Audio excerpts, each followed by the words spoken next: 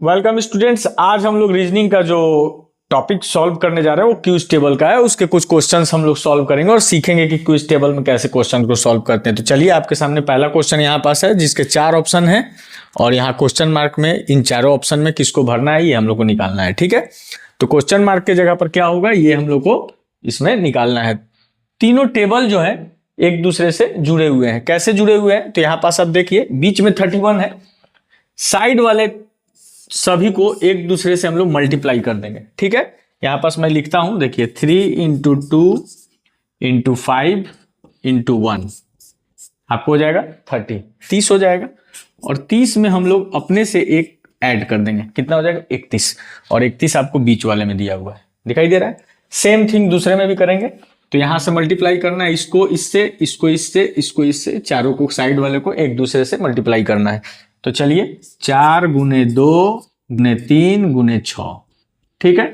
4 दूनी 8 3 24, 24 छक 144 आपको आ जाएगा 144। और अपने से क्या करना है, एक ऐड कर देना है, तो आपको बीच वाला आ गया 145। ठीक है, अब यही प्रोसेस हम लास्ट वाले टेबल में भी करेंगे और अपना आंसर निकाल लेंगे।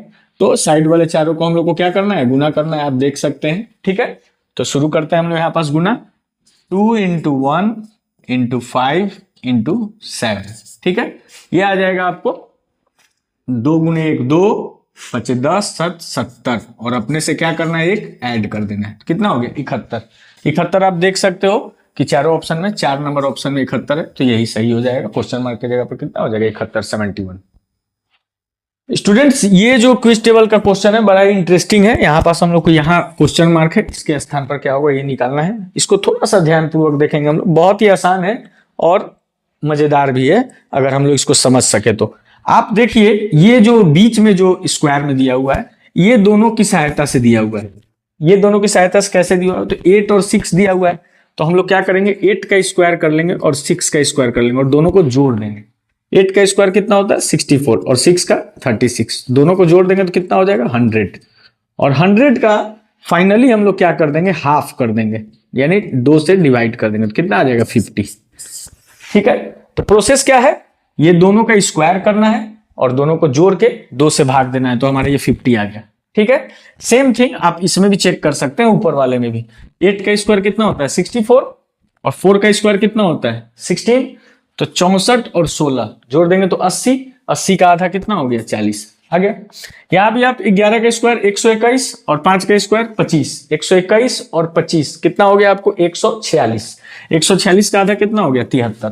तो ये क्वेश्चन मार्क के स्थान पर हमें क्या करना होगा, 5 का स्क्वायर करना होगा, 3 का स्क्वायर करना होगा और दोनों को क्या करना होगा, जोड़ देना होगा और फिर डिवाइड कर देना होगा 2 से। तो 5 का स्क्वायर कितना होता है 25 और 3 का स्क्वायर कितना होता है 9, 25 और 9 34 और 34 का आधा जो होता है कितना होगा 17। तो हमारा आंसर जो है क्वेश्चन मार्क के स्थान पर क्या होगा 17 होगा। स्टूडेंट्स, इस टेबल में हमें ये क्वेश्चन मार्क के स्थान पर क्या है निकालना है, बहुत ही आसान है। ध्यान से आप देखिए, 7 का डबल कर दीजिए, 7 गुने 2 14 और 2 जोड़ दीजिए ऐसे, 7 इंटू 2 प्लस 2 कितना आ गया 16।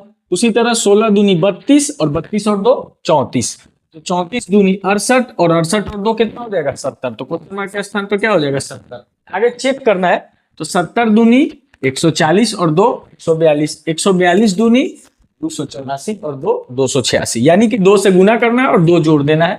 तो क्वेश्चन मार्क के स्थान पर हमारा क्या आ गया 70। स्टूडेंट्स, नेक्स्ट क्वेश्चन तो बहुत ही आसान है, यहाँ पास यहाँ क्वेश्चन मार्क है और इसको हम लोग को निकालना है। ठीक है, आसान इसलिए है कि आप इसको ध्यानपूर्वक देखिएगा तो आसानी से समझ सकते हो। तो चलिए, सी पर कितना है 3, एन पर कितना है 14 और एच पर कितना है 8। ये जो सी पे 3 है, एबीसीडी का क्रम लिखा हुआ है, ए बी सी, सी कितने नंबर पे 3 नंबर पे। उसी तरह एन कितने पे होता है 14 पर, एच कितने पे होता है 8 पर। तो इसमें कोई कंफ्यूजन नहीं है, बस हम लोग ये नंबरिंग जो दिया हुआ है 3 14 और 8 इसको ऐड कर देंगे। 3 + 14 + 8 आपको आ जाएगा टोटल 25। ठीक है, अब यही चीज सेकेंड वाले में भी हम लोग 18 2 20 और 5 25 यहां भी जोड़कर क्या हो जा रहा है 25। तो यानी कि हम लोग के थर्ड वाले में भी जोड़कर क्या होना चाहिए 25 होना चाहिए। तो इसमें कितना है 4 और 9, तो 4 + 9 कितना हुआ 13 हुआ। 13 में और कितना जोड़ना होगा कि 25 होगा, तो 12। यानी कि इस क्वेश्चन मार्क के स्थान पर 12 हम लोग को रहना चाहिए पावर में। 12 जो होता है एबीसीडी में किसका क्रम होता है? एल का, तो L12 इसका आंसर होता है।